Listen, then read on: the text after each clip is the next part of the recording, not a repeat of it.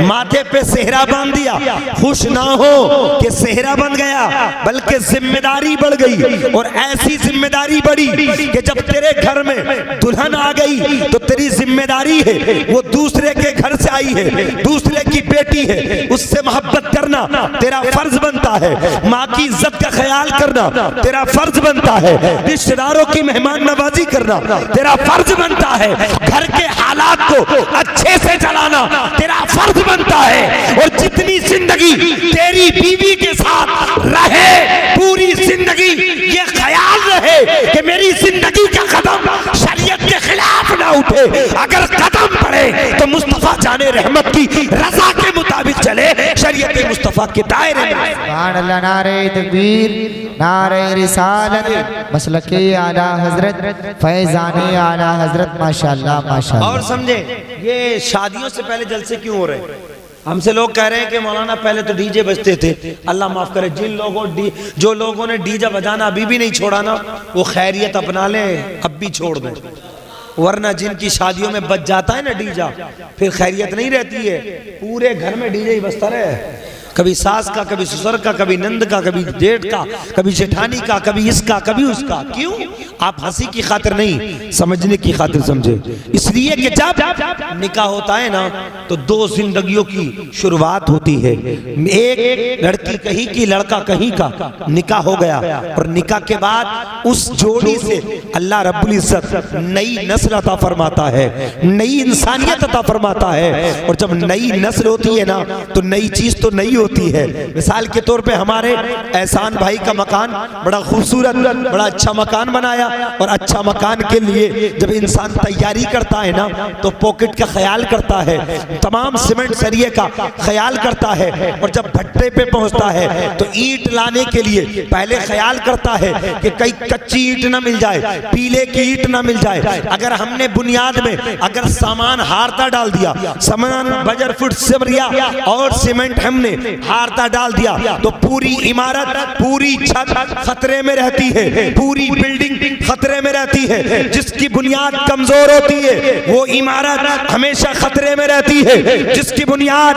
अगर गड़बड़ हो तो उसकी दीवारें खतरे में रहती है। इसी तरह हिसामपुर वालों, जब निकाह होता है नई नस्ल की इमारत की शुरुआत होती है। अगर इस नई नस्ल की शुरुआत में, अगर इसकी बुनियाद में अगर तुमने डीजा बजा लिया, तुमने नाच गाना कर लिया, आतिशबाजी कर ली, ढोल के बजा ली, गाना बजाना कर लिया, तो तुमने नई नस्ल की शुरुआत में, तुमने बुनियाद में गलत काम कर दिया। पूरी जिंदगी खतरा रह सकता है। तुम्हारी औलाद मुस्तफा के खिलाफ जा सकती है, तुम्हारी औलाद शरीयत के खिलाफ जा सकती है। इसलिए दुल्हन को लाने से पहले, निकाह से पहले, बीवी को लाने से पहले मुस्तफा की महफिल सजा लो, नबी का जिक्र कर लो, नबी का जलसा कर लो, ताकि मुस्तफा के जिक्र की बरकत से हमारे घर में जो दुल्हन आए और उसके पेट से जितने बच्चे पैदा हो वो दुनियादार नहीं, मुस्तफा के वफादार पैदा। सुभान अल्लाह, नारे तकबीर, नारे रिसालत, मसलके आला हजरत, फैजाने आला हजरत, मौलाना मोहम्मद सुलेमान साहब की बरकत। सुभान अल्लाह, तलब के बोलो या रसूल अल्लाह। और एक बात और भी है, ये बड़ा अच्छा कदम है। जो लोग नबी की महफिल कराते हैं ना, जलसा कराते हैं शादी से पहले, मैं उन्हें अपनी तरफ से एक पैगाम देता हूँ। और वो पैगाम ये है, जब शादी होती है यार, खुशी तो खुशी वही होती है जिसमें सब आए। हमारे एहसान भाई के मुहिब्बुर रज़ा दोस्त हैं, ये भी आए, इनके फूफा हाजी हारून साहब हैं वो भी आए, और दिगर जितने भी इनके दोस्त हैं, रिश्तेदार हैं, अजीज़ व क़रीब हैं, बहन बहनों जितने भी ये सब आए। क्यों?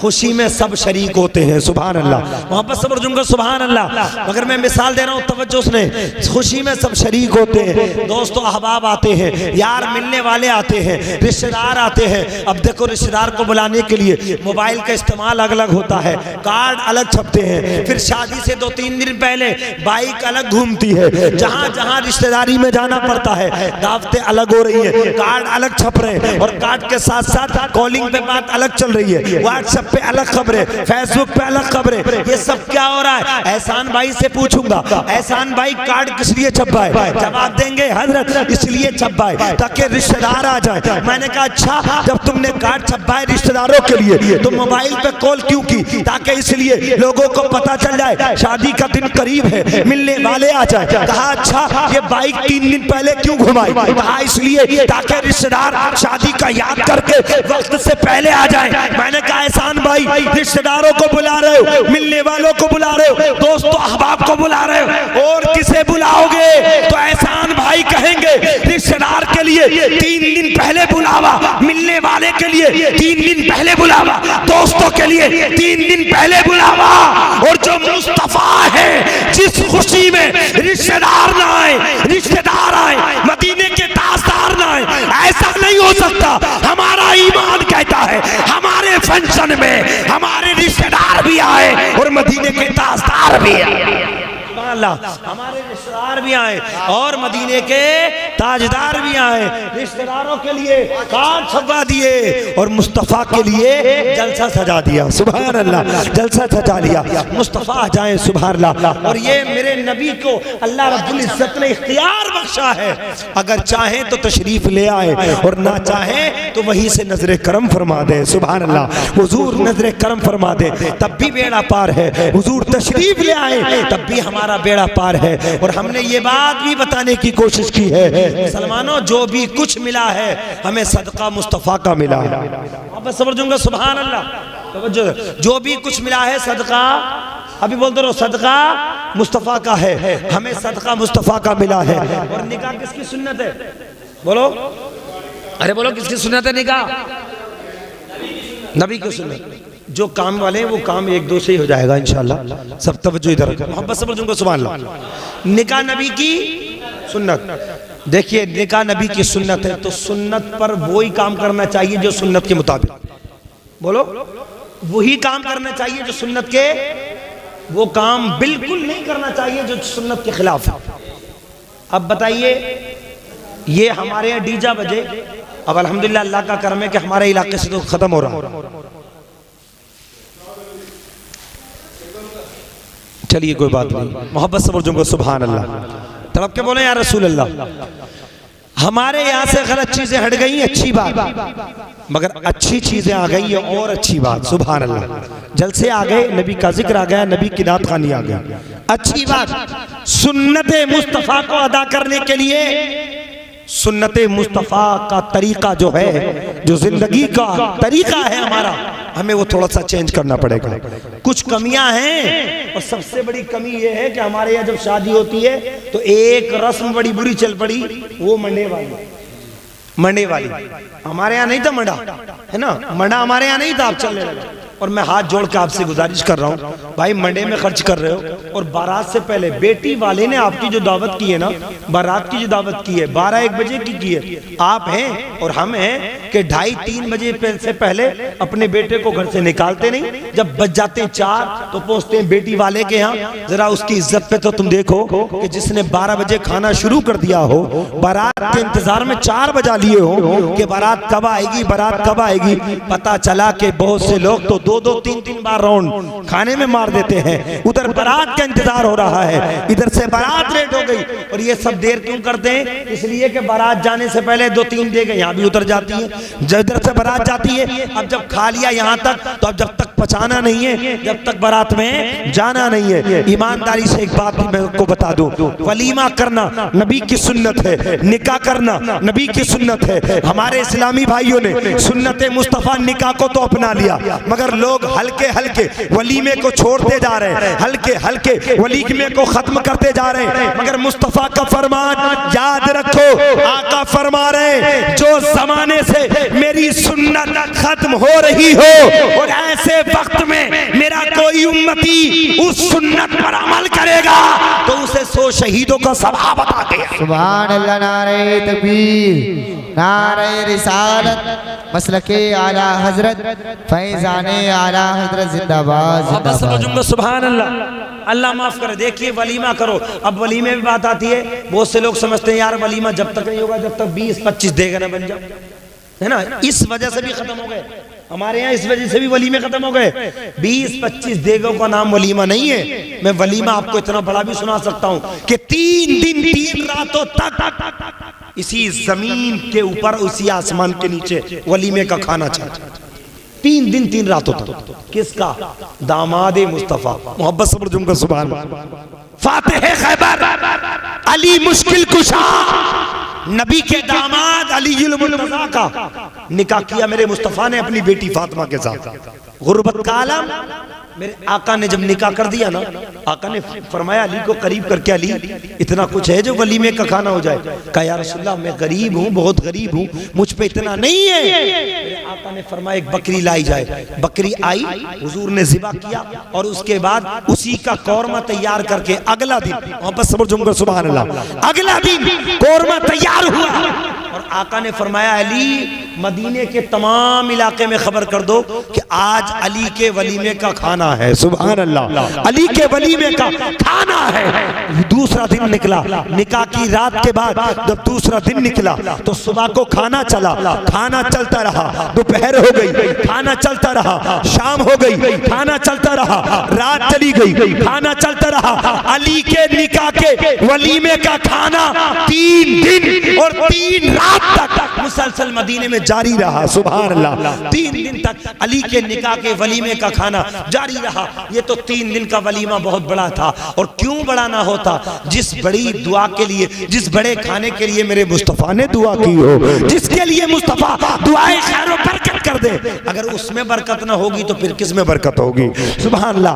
अल मुख्तसर ये अली के वलीमे का खाना है। अब मैं तुम्हें बता दूं, तुम समझते हो जब तक लंबा चौड़ा एहतमाम नहीं होगा, जब तक वलीमा नहीं होगा, नहीं नहीं, वलीमे को खत्म मत करो। ये जो खाना है ना बारात वाले दिन का, इसको बिल्कुल खत्म कर दो और इस पे ये बैंड लगा दो कि जब तक खाना नहीं बनेगा जब तक के बारात चली नहीं जाएगी। अगर खाना बनेगा तो उन खवातीन के लिए जो घर में हैं, उन बेटियों के लिए जो घर में हैं, उन मजबूरों के लिए जो घर में हैं, उन लाचारों के लिए जो घर में हैं, बारात नहीं जा सकते, उनके लिए खाना बारात के बाद बनाओ। तो अगर ये हमने पाबंदी लगा दी ना तो इंशाल्लाह हमारे घरों में वलीमे शुरू हो जाएंगे। सुभान अल्लाह, वलीमे शुरू हो जाएंगे। आप कहेंगे कैसे? तो मैं आपको वलीमे का पैगाम दे रहा हूँ, मोहब्बत से बोलूंगा सुभान अल्लाह। एहसान भाई आपसे भी कहूंगा वलीमा जरूर अदा करना। अब समझेंगे आप कैसे? इंतजाम पहले करना पड़ेगा। अभी इंतजाम करो, अभी इरादा करो, इंशाअल्लाह वलीमे का सवाब मिल जाएगा। सुभान अल्लाह, अभी इरादा करो। अब मैं आपको बताने चला हूँ वलीमा वो कौन सा वलीमा है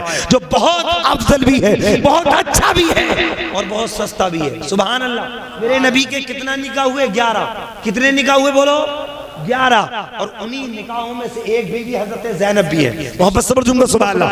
हजरत ज़ैनब का निकाह मदीना और खैबर के बीच एक मैदान में हुआ और हजरत ज़ैनब के निकाह में जब निकाह हो गया ना शाम के वक्त में, तो मेरे मुस्तफ़ा ने रात गुजारी और रात गुजारने के बाद आका ने सहाबा को इकट्ठा फरमाया और इकट्ठा फरमा के हुजूर ने फरमाया मेरे गुलामों, मेरे सहाबा, मैंने रात निकाह किया था सैयद हजरत ज़ैनब के साथ, हजरत ज़ैनब के साथ निकाह हुआ। सहाबा कुछ है, एक सहाबी आए, अर्ज किया या रसूलल्लाह पनीर के टुकड़े हैं, हुजूर ने फरमाया रख दो। एक सहाबी आए, या रसूलल्लाह खजूरें हैं, हुजूर ने फरमाया रख दो। एक सहाबी बोले या रसूलल्लाह मेरे पास घी है, हुजूर ने फरमाया रख दो। एक सहाबी बोले या रसूलल्लाह मेरे पास जो है, हुजूर ने फरमाया रख दो। और जो को, घी को, पनीर के टुकड़ों को, खजूरों को मुस्तफा ने एक जगह मिलाया और मिलाने के बाद उसका हलवा बनाया और दस्तरखान पे रख के नबी ने फरमाया गुलामों इस खाने को मेरे साथ खा लो, ये मुस्तफा के निकाह के वलीमे का खाना है, इसे तुम्हें सवाब मिल जाए। सुभान अल्लाह, सुभान अल्लाह, अल्लाह अकबर। अंदाजा लगाओ मुसलमानों, वलीमे का खाना लंबा तोड़ा नहीं, बल्कि आप चाहें तो एक पतीला बनवा लो। निकाह के बाद जब रात बीत जाए दूसरा दिन आए, एक पतीला पतीला बनवा लो, इतने मेहमान तो घर में होते ही हैं, जो एक दो पतीला आराम से इस्तेमाल हो सकता है। और उस पतीले में आप बिरयानी बनाओ या कौरमा बनाओ, उसमें इस चीज का ध्यान रखना, सिर्फ घर वाले ही नहीं खाएं, बल्कि अगर मदरसे में बच्चे हैं उनकी दावत कर दो, महल्ले में गरीब हैं उनकी दावत कर दो। अगर तुमने 4-5 गरीबों को बुला के दस्तरखान पे बैठा के वलीमे का खाना समझ के खिला दिया तो सुन्नत जो वलीमा है उसका भी सवाब मिल जाएगा। और गरीब तुम्हारे दस्तरखान पे पेट भर के चला गया और दिल से दुआ दे के चला गया तो मेरा ईमान बोलता है जिंदगी का भी बेड़ा पार हो जाएगा और आखिरत का भी बेड़ा पार हो जाएगा। सुभान अल्लाह, सुभान अल्लाह। इसलिए और एक बात और बताऊं, आप दावतों में इसका ख्याल क्या करो, शादियों में इसका ख्याल क्या करो, वलीमे में इसका ख्याल क्या करो। आका फरमाते हैं जिस दावत में, जिस खाने में अमीरों को बुलाया जाए, गरीबों को छोड़ दिया जाए, ऐसी दावत में मत जाया। क्या कहा हुजूर ने? जिस दावत में अमीरों को बुलाया जाए और गरीबों को ना बुलाया जाए, ऐसी दावत में मत जाया करो। जितनी गुर्बत का ख्याल मेरे मुस्तफ़ा ने फरमाया ना, उतना गरीबों का ख्याल किसी ने नहीं फरमाया। मगर हालात बड़े नाजुक हैं। हम पता है क्या देखते हैं दुनिया में रहने के लिए, तवज्जो मेरी तरफ, हम दुनिया में देखते हैं अपने से ऊंचे को और दीन में देखते हैं अपने से नीचे। हम अगर जुमा पढ़ रहे हैं ना तो हम उसे नहीं देखेंगे जो 5 वक्त पढ़ रहा है, हम किसे देखेंगे? ईदी को, ईदा जो ईद वाला। अबे उससे तो अच्छे ही हैं, हम तो 8 जुम्मा पढ़ भी रहे, उसे देखो वो ईद भी ने पढ़ लिया, है ना। और दुनिया में क्या है, हैसियत है हमारी इतनी और पड़ोस में इतना, तो उससे ऊपर चलने की कोशिश कर रहे हैं। अगर शादी में दे दी उसने 4 पहिया ले दे के, तो ये पड़ोस में रहने वाला कुछ भी जतन करना पड़े, कम से कम 4 पहिया तो होनी चाहिए, नाम नीचा ना आए। खुदा की कसम आका फरमाते मेरे गुलामों, दीन में हमेशा अपने से ऊंचों को देखा करो। अगर कोई 5 वक्ता नमाजी है ना तो तुम ख्याल क्या करो, ये 5 वक्त पढ़ता है, मैं साथ में तहज्जुद भी पढ़ूंगा, सुभान अल्लाह, मैं इशराक भी पढ़ूंगा, मैं चाश्त भी पढ़ूंगा।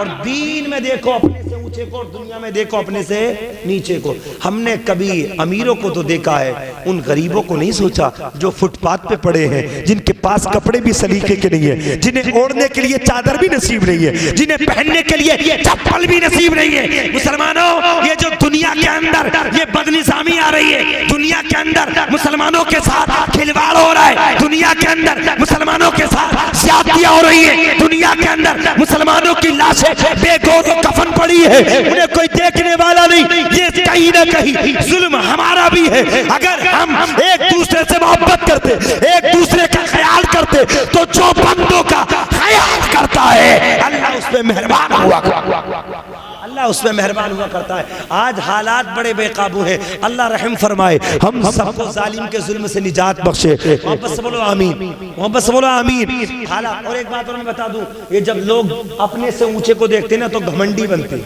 क्या बनते? घमंडी। और ऐसा घमंड आ जाता है, ऐसा घमंड, अल्लाह अकबर। अगर तुम्हें तकब्बुर से हटना है ना तो अपने से ऊंचों को मत देखो, अपनों से नीचों को देखो और गरीबों की दावत दो, गरीबों की इज्जत करो, गरीबों को मान सम्मान दो। जब तुम गरीबों को मान सम्मान दोगे ना, ये समझ के नहीं कि इनका कोई पुरसाने हाल नहीं, गरीबों को मान सम्मान ये समझ के दो कि इन्हें मान सम्मान मेरे मुस्तफ़ा ने दिया है, इन्हें सीने से मेरे मुस्तफ़ा ने लगाया है। और जिसे मुस्तफ़ा सीने से लगा ले उसका बेड़ा पार हो जाता है। गरीबों से मोहब्बत करो। आखिर में सिर्फ एक हदीस सुनाऊंगा और उसके बाद तकरीर बिल्कुल खत्म। मोहब्बत से बोलो या रसूल अल्लाह। तो शादी का मौका है, आप अगर देखो तो अपने से नीचे को अल्लाह माफ फरमाए। हालात बड़े नाजुक है, अगर निकाह पे बोला जाए, शादी पे बोला जाए तो बहुत वक्त दरकार है, मगर मैं ज्यादा लंबी चौड़ी गुफ्तगू नहीं कहूंगा, सिर्फ इतना कहूंगा। अल्लाह फरमाता है वो अम्मा बिनेमत रब्बी का फहदिस, ऐ मेरे बंदो मेरी नेमत को पाओ तो खूब चर्चे करो। अगर तुमने नेमत पाके अल्लाह का शुक्रिया अदा नहीं किया ना तो उस वक्त का ध्यान रखो कि मेरा रब वो है जो वो सेकंड और लम्हा भी नहीं लगने देता, अमीरों को गरीब बना देता है और गरीबों को अमीर। तुम अमीर हो तो अमीरी पे नाज मत किया करो, गरीब हो तो गुर्बत पे अफसोस मत किया करो। अगर गरीबी है तो गुर्बत को सीने से मुस्तफा की सुन्नत समझ के लगा लो, अमीरी है खुदा की तरफ से नेमत समझ के अमीरी पे नाज करो, मगर वो नहीं कि दूसरों को नजरअंदाज करो। नहीं, ये कहो कि मौला तूने मुझे जिस काबिल समझा उस काबिल तूने मुझे नवाज दिया। मौला मेरी अमीरी में ऐसा कदम ना उठे जिससे किसी बंदे को तकलीफ हो और तेरे रसूल को तकलीफ हो, और मौला तुझे तकलीफ हो, बल्कि हमारा हर काम ऐसा होना चाहिए कि जो हमारे रसूल भी राजी हो जाए और हमारा खुदा भी राजी हो जाए। आखिर में एक हदीस पाक, और वो हदीस पाक के रावी भी मेरे मुस्तफ़ा हैं, वहाँ पर सब्र झुमको सुभान अल्लाह। एक हदीस पाक मैं आपको सुना रहा हूँ, उसके बाद तकरीर बिल्कुल ख़त्म। मेरा रब जब इम्तिहान लेता है ना, इम्तिहान ले लेता है तो ऐसा ऐसा इम्तिहान लेता है रब कि उसके इम्तिहान को बंदा समझ नहीं पाता। समझो, शादी भी एक निकाह की तकरीब है, और इस निकाह की तकरीब में ऐसा गलत कदम मत उठाना, इसलिए कि मेरा रब वो है जो खुशी देना जानता है तो खुशी लेना भी, अरे बोलो यार, खुशी लेना भी जानता है। अगर तुमने डीजा बजाया, नाच गाना किया, आतिशबाजी की, अल्लाह रहम फरमाए, अल्लाह रहम फरमाए, और वो कदम उठाए तुमने जो शरीयत मुस्तफ़ा के खिलाफ हैं, तो हो सकता है रब अगर नाराज हो गया ना तो बेड़ा गर्क हो जाएगा। न हम यहाँ के रहेंगे न वहाँ के रहेंगे। अगर समझो खुदा के इम्तिहान से हमेशा हमेशा हमेशा ये उम्मीद रखो कि हम दुनियादार के इम्तिहान में कामयाब हो या ना हो, मगर परवरदिगार के इम्तिहान में जरूर कामयाब होने चाहिए। आखिर में सिर्फ एक इम्तिहान सुनाऊंगा और उसके बाद तकी खत्म। मोहब्बत सब्र जुम्को सुभान अल्लाह। अल्लाह फरमाता है वो अम्मा बिनेमत रब्बी का फादिस, मेरे बंदो मेरी नेमत को पाओ तो खूब चर्चा करो।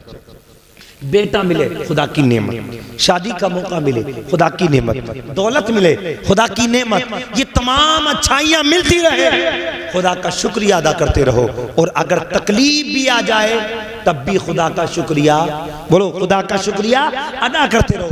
हालात ये जब तक गरीब थे, जब तक फटे हाल थे, रिस्क से हमें मोहब्बत थी, दाने दाने से मोहब्बत थी, और जब हम खुशहाल हुए ना तो हमने रिस्क की ऐसी बेकदरी कर दी। जाके देख लो शादियों में, जाके देख लो टेबलों पे, वो रोटियां जिनके लिए हर एक इंसान तमन्ना करता है, उन्हीं रोटियों से लोग हाथ पूछ पूछ के टेबल के नीचे डाल देते हैं। अल्लाह अकबर, तेरे घर में तुझे अच्छी खासी 2-3 रोटियां सलामती से नहीं मिल सकती, और जब तू किसी फंक्शन में जाता है, डोंगे के डोंगे साफ कर रहा है, अगर बोटी तुझे पसंद आई तो तूने खा ली, और पसंद नहीं आई तो तूने नीचे फेंक दी। ये रिस्क की बेकदरी मत करो, इसलिए कि जो रिस्क से मुंह मोड़ लेता है, कहीं ऐसा ना हो कि रिस्क उससे मुंह मोड़ दे, कहीं रिस्क उससे दूर चले जाए। अल्लाह को अकबर। आखिर में बस सुनो, मोहब्बत सब्र जुम्कर सुभान अल्लाह। मेरे नबी फरमाते हैं सहाबा की अंजुमन, आका फरमाते हैं गुलामों मेरे सहाबा, मैं तुम्हें एक बात सुनाने चला हूं बनी इसराइल के जमाने की। सुभान अल्लाह। आका फरमाते हैं बनी इसराइल में 3 शख्स थे। कितने शख्स थे? बोलो 3 शख्स थे। अबरस, अकरा, आमा। एक कोड़ी जिसे कोड़ की बीमारी थी, एक अकरा जो गंजा था, और एक आमा जो अंधा था। 3 बंदों की मेरे मुस्तफा मिसाल दे रहे हैं। तवज्जो इधर, आखिरी गुफ्तगू इंशाल्लाह तकी खत्म, और इंशाल्लाह पैगाम लेंगे। मोहब्बत से बोले या रसूल अल्लाह। अबरस, अकरा, आमा।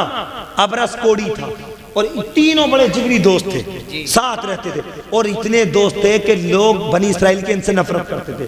कोड़ी की बीमारी जिसे हो जाती है, लोग उसे थू थू करते हैं, दूर भगाते हैं। और जिसके भाई गंजा तो गंजा, सर वाला गंजा नहीं, बल्कि वो ऐसा गंजा था उसके भौंयों के बाल भी नहीं थे, पलक के बाल भी नहीं थे, मूछे दाढ़ी कुछ नहीं थे। जरा सोचो, जिसके भौएं ना हो वो कैसा अजीब लगेगा, जिसके पलक ना हो वो कैसा अजीब लगेगा, जिसकी भौएं ना हो, पूरे जिस्म पे बाल ना हो, वो कैसा अजीब लगेगा। लोग नफरत करते थे, मगर मुस्तफा फरमाते ये तीनों जिगरी थे, कोड़ी भी, गंजा भी और अंधा भी। अल्लाह रब्बुल इज्जत ने इनका इम्तिहान लिया। मोहब्बत से बोल दूंगा सुभान अल्लाह। फरिश्ता आया कोड़ी के पास और आके कहा फरिश्ते ने, ए मरीज कोड़ी के बता कैसी गुजर रही है? कि भाई पूछ मत भाई, कुछ मत पूछ, इतनी खतरनाक गुजर रही है कि कोई करीब नहीं बिठाता, कोई दुआ सलाम नहीं करता, कोई कलाम नहीं करता, हमें दूर से दूर ही लोग नफरत करते हैं। उस फरिश्ते ने कहा, उसे कब मालूम था कोड़ी को कि सामने सवाल करने वाला कौन है? फरिश्ते ने कहा, अच्छा क्या चाहता है? बोले यार इससे अच्छी क्या बात हो जाए कि मेरी कोड़ की बीमारी दूर हो जाए, लोग मुझसे नफरत की बजाय मोहब्बत करने लगे। फरिश्ता था, हाथ फेरा, जिस्म सलामत, स्मार्ट हो गया, कोढ़ की बीमारी खत्म, हसीन और खूबसूरत हो गया, बड़ा खुश हुआ। कोढ़ की बीमारी जिसे थी बड़ा खुश हुआ। फरिश्ते ने फिर दूसरा सवाल किया, माल दौलत चाहिए?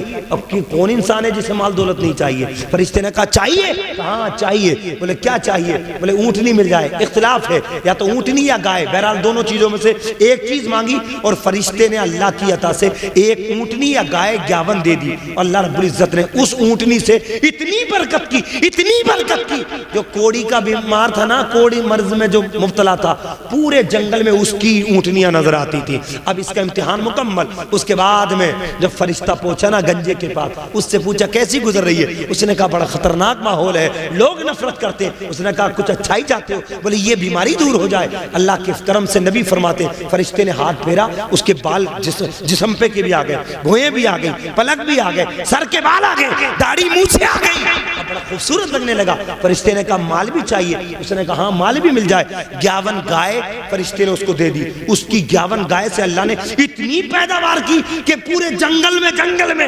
उसकी गाय नजर आती थी। अमीर हो गए दोनों। उसके बाद जब तीसरे का नंबर आया, तवज्जो सुनना और ईमानदारी से ये इसलिए सुना रहा हूं कि किस शक्ल में कब कौन किसके पास आ जाए हमें और आपको भी पता नहीं है। अंदाजा लगाओ। अल्लाह को अकबर। जब अंधे के पास फरिश्ता गया ना, उससे पूछा कैसी गुजर रही है? बोले भाई हमारी तो बड़ी खतरनाक गुजर रही है, ना कुछ हमें पता, ना किसी चीज का हमें पता है, ना हम दुनिया की रंगीनी दे सकते हैं, ना रंग का हमें पता है, ना धूप का हमें ज्यादा एहसास है, ना रात की अंधेरी का हमें पता है।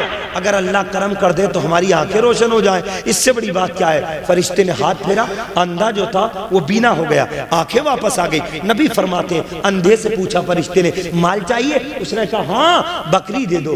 फरिश्ते ने 51 बकरी दे दी। अल्लाह ने उस 51 बकरी से इतनी पैदावार की, इतनी पैदावार की कि तमाम जंगलों में उस नाबीना की बकरी नजर आने लगी।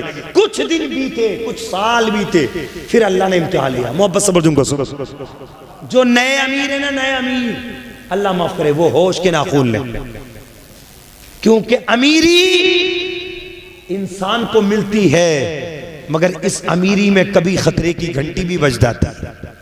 अल्लाह आया फरिश्ता कोड़ी की शक्ल में, कोड़ी के पास, जो पहले कोड़ी था ना उसी की शक्ल में फरिश्ता आया कोड़ी की बीमारी लेके। उसने कहा भाई अल्लाह के वास्ते मेरी कुछ हेल्प कर दो, मदद कर दो। कहा क्या बात है? कहा मैं मुसाफिर हूँ, मुझे कोड़ की बीमारी है, मुझे अल्लाह के नाम पे ऊँटनी दे दो जिस अल्लाह ने तुम्हें ठीक किया और जिस अल्लाह ने तुम्हें माल दिया।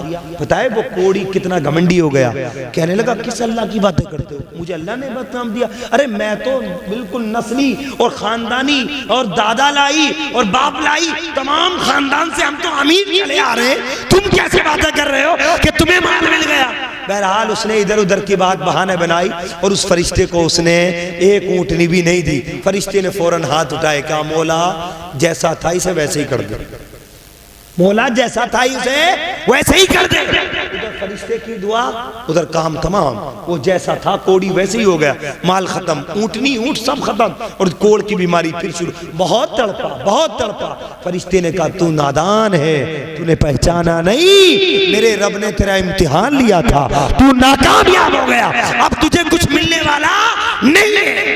अब गया फरिश्ता गंजे के पास, गंजे की शक्ल में, उसी की शक्ल में जब गया और जाने के बाद कहा ए भाई तुझे अल्लाह ने मालो दौलत दिया है, ला अल्लाह के नाम पे हूँ, एक गाय दे दे, मैं मुसाफिर हूँ, पैरों में चलने की ताकत नहीं, मैं अपनी मंजिल पे पहुंच जाऊंगा, उसी अल्लाह के नाम से दे दे जिस अल्लाह ने तुझे माल बख्शा है, जिस अल्लाह ने तेरी बीमारी दूर की है। कहने लगा हाँ सही है, मगर मैं तो खानदानी अमीर हूँ, मैं तो दादा इलाही अमीर हूँ, मेरे तो खानदान से अमीरी चल रही है, मेरे खुदा ने क्या दिया है? अल्लाह अकबर। उसने भी इनकार कर दिया और जब उसने इनकार किया फरिश्ते ने फिर हाथ उठा दिए, मौला ये जैसा था इसको वैसा कर दे। जब कहा तो दौलत खत्म, तमाम गायें खत्म, उसे गंजेपन की बीमारी दोबारा लाहिक हो गई।